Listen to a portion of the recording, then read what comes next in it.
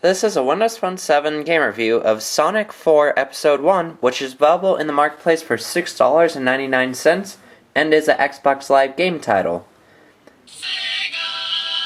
So if you're a fan of the classic Sonic, you're gonna be disappointed here with this Sonic 4 Episode 1 for Windows Phone 7. It really lets you down.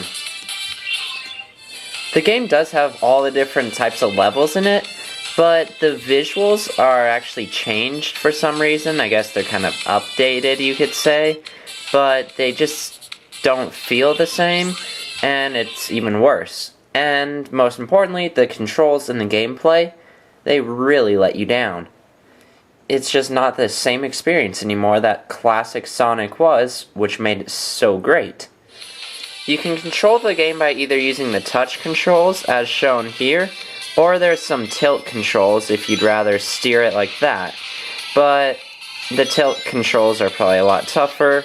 I personally prefer these touch controls. So as you can see, one thing that's changed is when you jump, there's a little lock on target, so you can click the jump button again, and then it'll attack them. You can also do the similar rolling start thing, when there's not something in front of you, of course, like here. You can do that rolling start. So it does have some of the same gameplay concepts as the original, but there's also those changed things like these little gliding things, and they just really distract from the experience that made Sonic so incredible.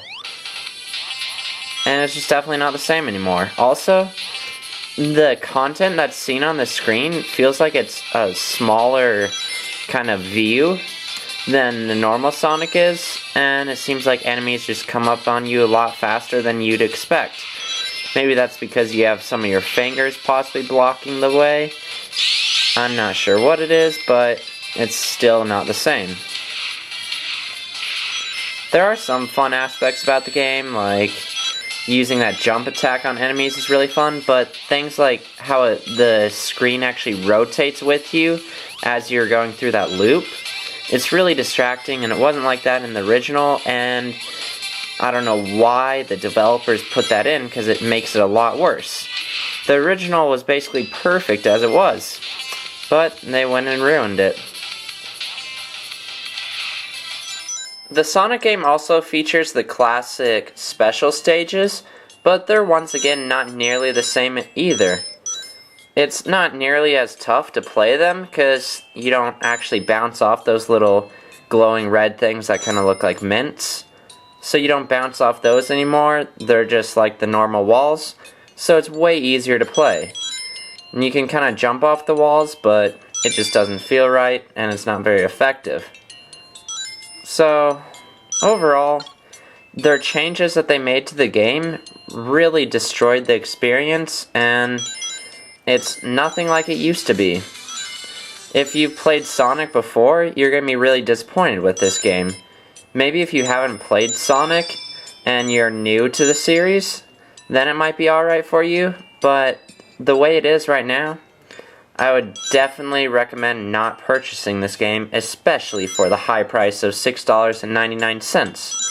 You might get like 2 hours of lasting value out of it, playing through the entire game, and there is a little score stage where you can just go for high scores, so that does give you some more lasting value, but overall, it's not worth it. And even with like maybe 3 hours of lasting value there, that's not anything incredible, and it's really not that much. So you could really expect a lot more from this game, but it just doesn't deliver.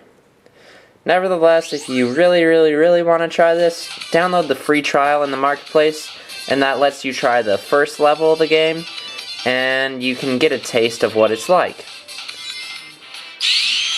Once again, it's called Sonic 4 Episode 1, and you can find it in the Xbox Live Marketplace for $6.99.